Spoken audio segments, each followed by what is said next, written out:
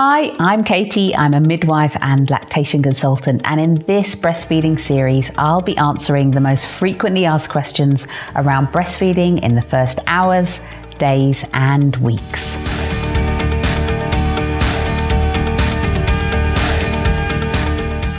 For some babies, depending on the type of birth they've had, the medications during labour, or perhaps they've had jaundice, latching on may not be as easy as for other babies. For most babies, this period of not latching on only lasts a few days, and then all of a sudden they latch on as if nothing had ever been a problem before. But it can feel quite distressing when you have a baby who either doesn't wake or only spends a few seconds at the breast before falling asleep, or your baby is screaming every time they come to the breast, and it feels absolutely heartbreaking. All any new mum wants to do is put her baby to the breast and for them to both enjoy the feed. So what helpful tips may help babies latch better at the breast? Number 1, seek good support from a breastfeeding specialist. This is the most important tip. Finding someone who has experience and knows what they are looking at is worth their weight in gold. Number 2, skin-to-skin contact. Holding your baby in skin-to-skin contact is one of the most powerful things we can do to help settle our babies, settle our stress levels, and settle our minds. As we look at, smell, and snuggle into our babies, we release the hormone oxytocin, known as the love hormone.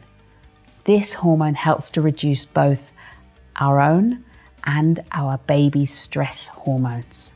It reduces crying and pain in babies, and it helps them tap into their natural instincts to search and find the breast. When you hold your baby for long periods of time in skin-to-skin contact, it really helps get breastfeeding off to a good start. And it's such a simple thing, yet so important to do. Spending time just hanging out together, watching and observing your baby can really help them to feel calm enough to start latching at the breast.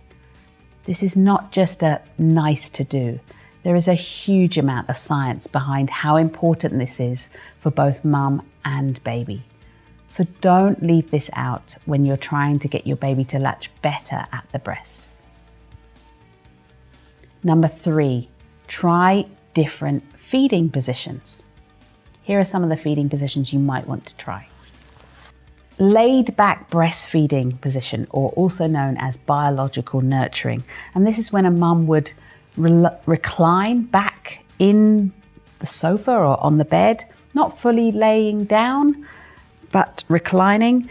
And we would hold our babies in this more vertical position, supporting them behind their shoulders and their bottoms.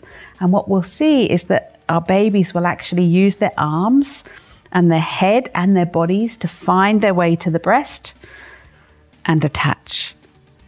And then remember to take a deep breath or 3 and relax those shoulders. This can be a really great position for helping babies to latch on. Another position can be what's known as koala style, which is a kind of cute name. And it's when we're actually sitting more upright, and so is our baby sitting up on our lap. And again, we support the baby behind the shoulders and their bottom, and we allow the baby to attach this way. Another position might be known as the underarm hold or football hold, and this is when we bring our babies around in this sort of underarm position. Again, this can help some babies attach better to the breast. Make sure you talk to your breastfeeding specialist about getting some more support and help with these breastfeeding positions.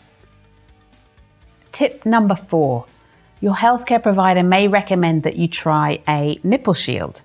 This will likely be recommended only if your milk has come in.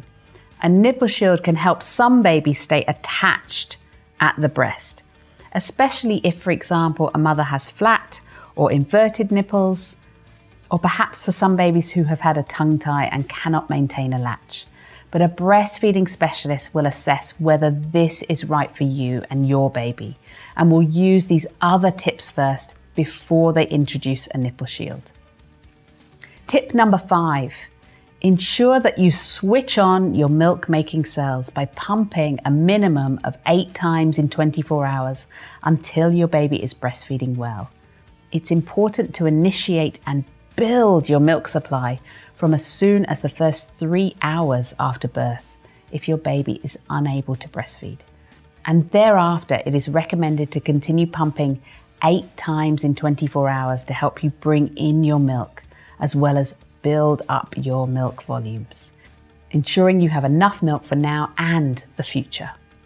Once your baby is breastfeeding well, you will no longer need to pump. Just relax and breastfeed.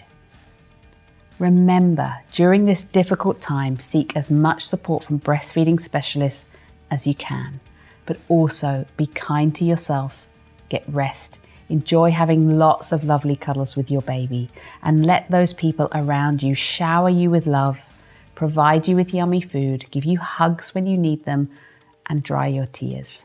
Know that it's normal to feel emotional ups and downs when things feel like they're not going quite to plan. Give it time and just take things one feed at a time. For more support and tips in our lactation video series, please see our other videos.